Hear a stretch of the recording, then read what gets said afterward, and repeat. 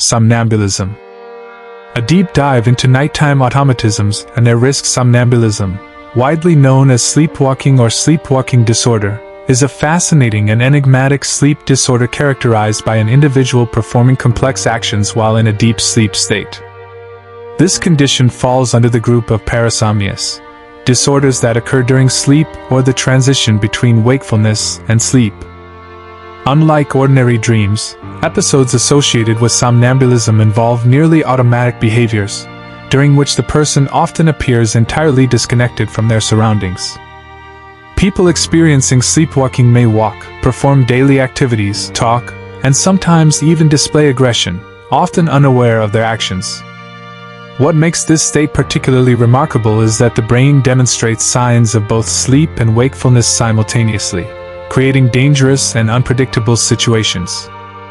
This phenomenon is not just an intriguing curiosity or a series of nighttime adventures. It is a legitimate medical disorder that requires careful study. For many specialists, it remains one of the most mysterious topics in neuroscience. Research continues to explore its causes, mechanisms, and predispositions. Moreover, somnambulism can have real consequences for a person's health and safety, especially if episodes occur in hazardous conditions. Prevalence and myths about sleepwalking. Many believe that sleepwalking is solely a childhood phenomenon that resolves with age. However, studies show that the situation is much more complex. Approximately 1.5% of the adult population worldwide experiences episodes of sleepwalking regularly. Many individuals are unaware of their condition, as they often do not remember their nocturnal wandering or actions. This means that millions globally are at risk each year without knowing it. Such cases often go unnoticed if there are no witnesses or if episodes occur when the person is alone. In these situations, individuals may behave in various ways, from relatively harmless automatic movements to dangerous behaviors that can lead to injuries or even death. Consequently, somnambulism can turn from a psychological phenomenon into a serious safety concern.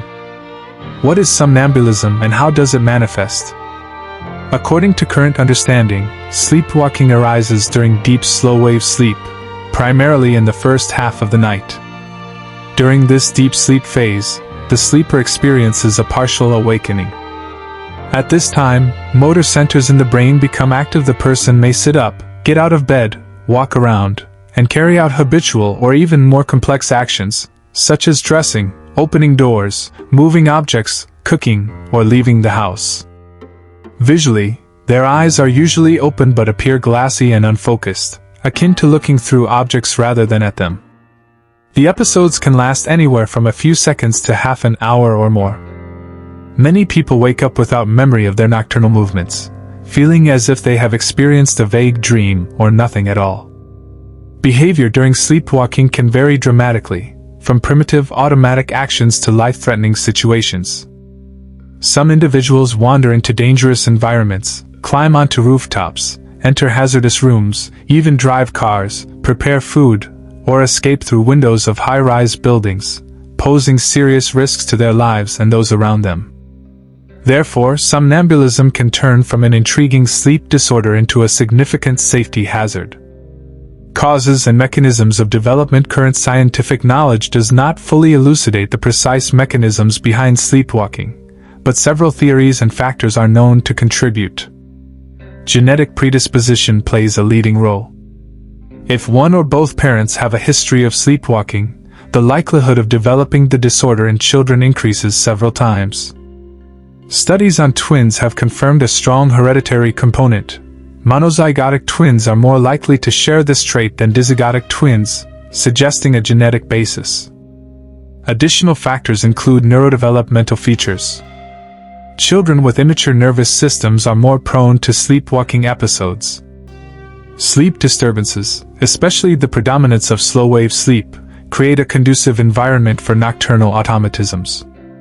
Sleep deprivation, chronic fatigue, stressful situations, emotional overloads, and febrile conditions significantly increase the risk. Certain medications, such as hypnotics, antidepressants, or tranquilizers, may also induce sleepwalking episodes as a side effect. Adult cases are often associated with neurological disorders such as Parkinson's disease or epilepsy. Prevalence and population characteristics estimates suggest that sleepwalking affects approximately 4 to 10% of the population at some point in their lives. It is especially common in children, with about 5% of young children experiencing episodes, and peaks between ages 4 and 8. Children often do not recognize the danger and usually remain unaware of any risky nighttime behaviors.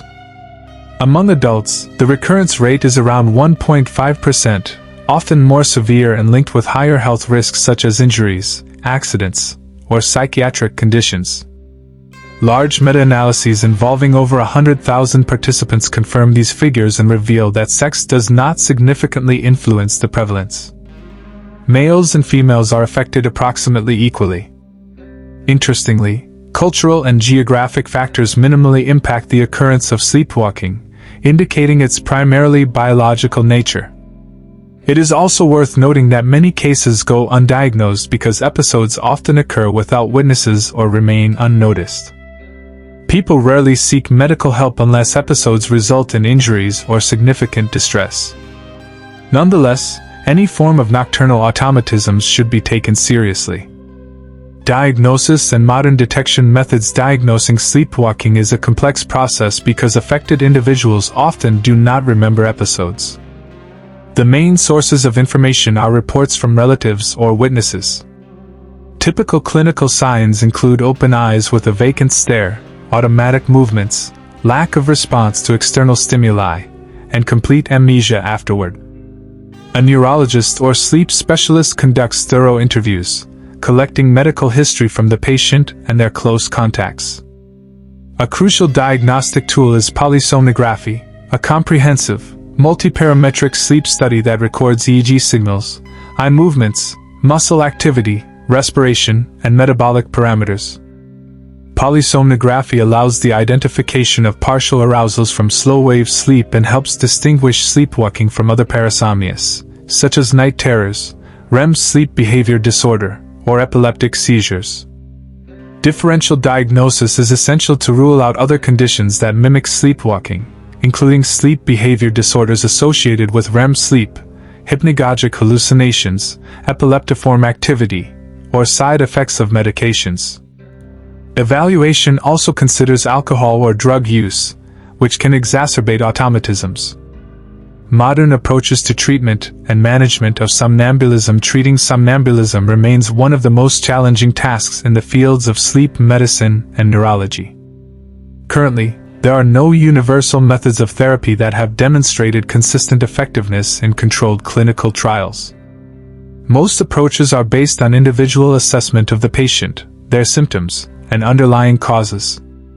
Pharmacological treatments include various drug groups such as benzodiazepines, especially clonazepam, antidepressants, melatonin, and some anticonvulsants. However, the evidence supporting their use is limited to small case series and individual reports. Therefore, it is crucial to exercise caution when prescribing these medications and avoid self-medication. All treatments should be prescribed exclusively by a qualified specialist. In addition to medications, psychological correction plays a significant role. Non-pharmacological methods include hypnosis, relaxation techniques, and planned, timely awakening of the patient during nocturnal episodes. These methods can significantly reduce the frequency and severity of attacks, although their effectiveness varies among individuals and depends on personal characteristics. Equally important are preventive measures. Creating safe sleeping environments, removing potential sources of injury, and following sleep hygiene rules. It is recommended to install alarms on doors and windows, especially when there's a risk of escape or engaging in dangerous actions during episodes. Stress reduction, avoiding stimulants, and maintaining a regular sleep schedule also help decrease the likelihood of episodes. When somnambulism is associated with an underlying condition such as epilepsy, Parkinson's disease, or another neurological disorder, treating the primary disease often leads to a reduction or complete cessation of the episodes. Historical context and cultural perceptions of somnambulism. The study and perception of somnambulism have a rich history reflecting the development of scientific views on sleep and human consciousness. In ancient times, sleepwalking was often linked with mystical and religious explanations. It was attributed to prophetic insights, astrological influences, as well as notions of possession by spirits or demonic forces. The term Lilliputianism originated from Latin linaticus, meaning mad or under the influence of the moon, emphasizing the historical association with mental illness and superstition. In the Middle Ages and Renaissance, sleepwalking was often viewed as a manifestation of supernatural powers or possession. The term sleepwalker became associated with the idea of nocturnal wandering individuals whose actions seemed automatic and mysterious. Only in the 19th century, with advances in sleep science and neurophysiology, did a more scientific understanding emerge.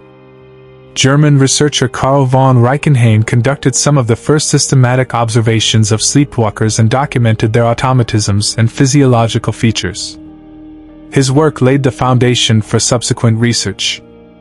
In the early 20th century, Sigmund Freud interpreted sleepwalking as a manifestation of repressed sexual desires and internal conflict, linking it to psychoanalysis and the human unconscious. The development of neurophysiology and the advent of electroencephalography, EEG, in 1924 revolutionized understanding of sleepwalking, showing that it occurs during deep sleep stages unrelated to vivid dreaming, thus indicating a disruption of normal awakening mechanisms. Culturally, the phenomenon has found expression in various artistic works, from Shakespeare's tragic Lady Macbeth to Bellini's opera La Sonnambula, and modern horror and thriller films. In popular culture, the image of the nocturnal wanderer, a person acting automatically during sleep, has become a symbol of mystery and the depths of human subconscious. Perspectives and directions of modern research today, the development of neural technologies, genetics, and molecular biology opens new horizons for understanding and treating somnambulism. Modern neuroimaging techniques, functional magnetic resonance imaging (fMRI), positron emission tomography (PET), and electroencephalography (EEG), allow researchers to identify neural networks involved in sleep regulation and consciousness. Genetic studies have identified several candidate genes associated with predisposition to parasomnias, including sleepwalking, paving the way for targeted therapies.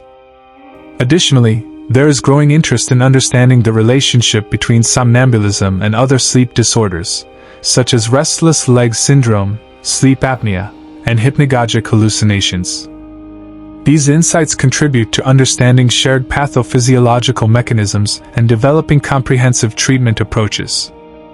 One promising direction is the development of wearable devices capable of detecting early signs of episodes, for example, movement patterns or physiological changes, and gently awakening the person before dangerous behaviors occur. Moreover, research into neurofeedback, where individuals learn to control activity in specific brain regions via feedback, may help reduce automatisms during sleep. Non-invasive brain stimulation techniques such as transcranial magnetic stimulation, TMS, or transcranial direct current stimulation, TDCS, show promise for modulating sleep-related neural activity. Understanding sleepwalking as a dissociation between different components of consciousness and brain activity enables the development of more precise interventions. Multidisciplinary collaboration among sleep specialists, neurologists, psychologists, and neurosurgeons facilitates a comprehensive approach and expands knowledge of this complex phenomenon. In the future, it is expected that more accurate diagnoses and active management of somnambulism will significantly reduce risks to patients' lives and health. Conclusion: somnambulism remains one of the most mysterious and multifaceted disorders, combining elements from neuroscience, psychology, medicine, and culture. Studying it helps us better understand sleep and human consciousness while allowing the development of new, effective methods of prevention, diagnosis, and therapy. Ongoing advancements in technology and interdisciplinary research promise to make treatment and management more precise, safe, and comfortable for patients. Crucially, The integration of scientific discoveries with clinical practice and raising public awareness about proper sleep hygiene and timely medical attention are essential for progress in addressing this enigmatic condition.